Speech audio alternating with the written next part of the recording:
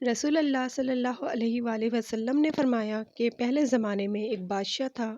اس کے ہاں ایک جادوگر تھا۔ جب جادوگر بوڑھا ہوا تو اس نے بادشاہ سے کہا کہ میں اب بوڑھا ہو گیا ہوں اور میری موت کا وقت قریب ہے، مجھے کوئی بچہ سونپ دو، میں اسے جادو سکھا دوں۔ چنانچہ ایک ذہین لڑکے کو وہ تعلیم دینے لگا۔ لڑکا اس کے ہاں جاتا تو راستے میں ایک راہب کا گھر پڑتا۔ وہ عبادت میں اور واعظ و نصیحت میں مشغول ہوتا۔ یہ بھی کھڑا ہو جاتا اور اس کے طریقے عبادت کو دیکھتا اور واعظ سنتا اور آتے جاتے یہاں رک جایا کرتا تھا۔ جادوگر بھی مارتا اور باپ بھی، کیونکہ وہ وہاں دیر سے پہنچتا، یہاں بھی دیر سے آتا۔ ایک دن بچے نے راہب کے سامنے یہ شکایت پیش کی۔ راہب نے کہا، جب جادوگر تم سے پوچھے کہ کیوں دیر ہو گئی تو کہنا کہ گھر والوں نے روک لیا تھا، اور اگر گھر والے بگڑے تو کہنا جادوگر نے روک لیا تھا۔ یوں ہی ایک زمانہ گزر گیا کہ ایک طرف جہاں وہ جادو سیکھتا تھا تو دوسری طرف کلام اللہ اور اللہ کا دین سیکھتا تھا۔ ایک دن یہ دیکھتا ہے کہ راستے میں ایک زبردست ہیبت ناک سانپ پڑا ہے جس نے لوگوں کی آمد رفت بند کر رکھی ہے۔ ادھر والے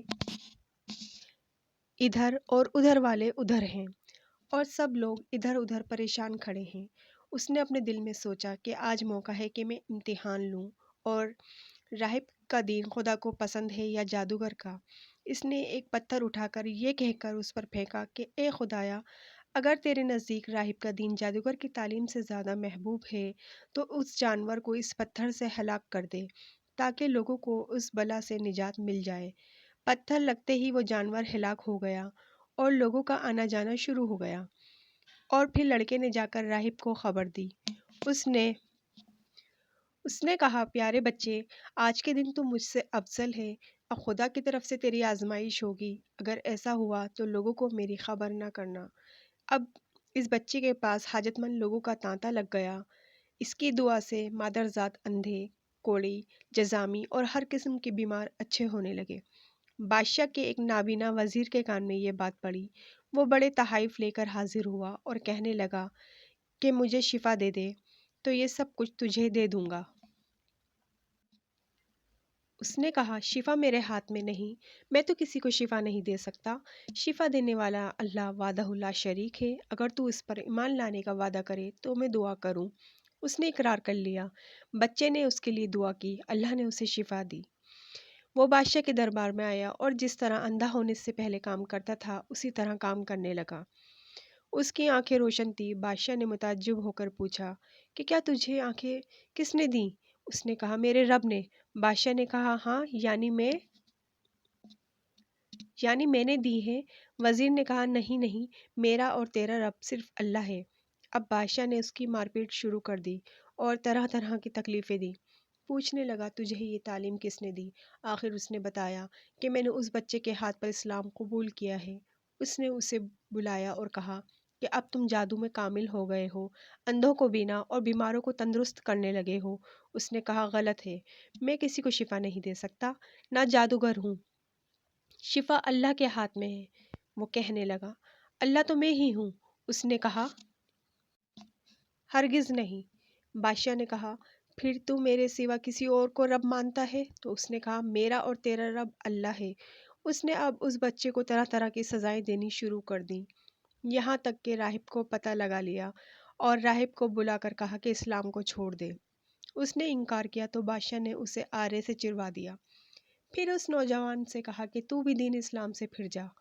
اس نے انکار کر دیا تو بادشاہ نے اپنے سپاہیوں کو حکم دیا کہ اسے فلاں فلاں پہاڑ کی چوٹی پر لے جاؤ۔ وہاں پہنچ کر کہ اگر دین سے باز آ جائے تو اچھا ہے، ورنہ فلاں پہاڑ کی چوٹی پر لے جاؤ اور وہیں سے اسے لڑکا دو۔ چنانچہ سپاہی اسے پہاڑ کی چوٹی پر لے گئے۔ جب اسے دھکا دینا چاہا تو اس نے اللہ سے دعا کی، اللہم اکفہم بما شئت، اے خدا جس طرح تو چاہے مجھے اس سے نجات دے۔ اس دعا کے ساتھ ہی پہاڑ ہلا اور سب سپاہی لڑک گئے، صرف وہی بچہ ہی باقی بچا رہا۔ وہاں سے بادشاہ کے پاس گیا۔ بادشاہ نے کہا، یہ کیا ہوا؟ میرے سب سپاہی کہاں ہیں؟ بادشاہ نے کہا، خدا نے مجھے بچا لیا۔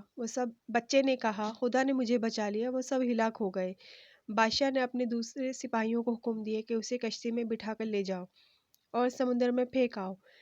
یہ لوگ اسے لے کر چلے بیچ سمندر کے پہنچ کر جب اسے پھینکنا چاہا، پھر وہی دعا کی، بارے الہی جس طرح تو چاہے مجھے ان سے بچا۔ دعا کے ساتھ ہی موج اٹھی اور سارے کے سارے سپاہی سمندر میں ڈوب گئے، صرف وہی بچہ باقی بچا۔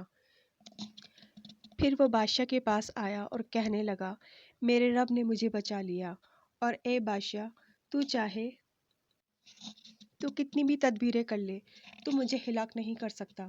صرف ایک صورت ہے جس طرح میں کہوں، اگر تو اس طرح کرے تو میری جان نکل سکتی ہے۔ اس نے کہا، وہ کیا ہے؟ اس بچے نے کہا، تمام لوگوں کو ایک میدان میں اکٹھا کرو، پھر کھجور کے تنے پر مجھے سولی چڑھاؤ، اور پھر میرے تیر کو میری کمان پر چڑھا اور بسم اللہ رب الحاظ الغلام، یعنی اللہ کے نام سے جو اس بچے کا رب ہے، پڑھ کر تیر میری طرف پھینک دو۔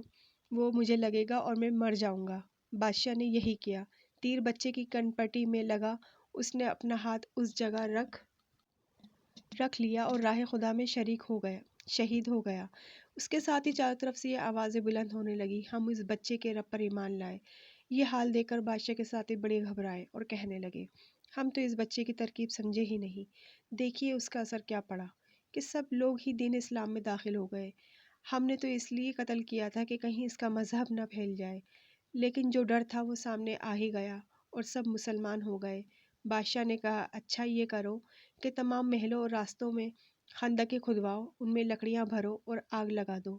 جو اس دین سے پھر جائے چھوڑ دو اور دوسرے کو اس میں پھینک دو۔ مسلمانوں صبر و شکیب کے سہارے آگ میں جلنا منظور کیا اور اس میں کودنے لگے۔ البتہ ایک عورت جس کی گود میں دودھ پیتا چھوٹا بچہ تھا ذرا جھجکی تو اس بچے کو خدا نے بولنے کی طاقت دی۔ اس نے کہا، اماں کیا کر رہی ہو؟ تم تو حق پر ہو، صبر کرو اور اس میں کود پڑو۔